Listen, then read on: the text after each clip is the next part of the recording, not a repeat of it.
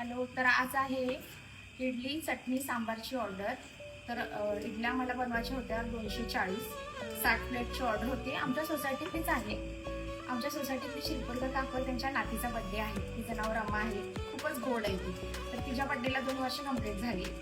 तर तिच्या बड्डेला हा मेनू त्यांनी ठेवलाय संध्याकाळी मुलांना कसं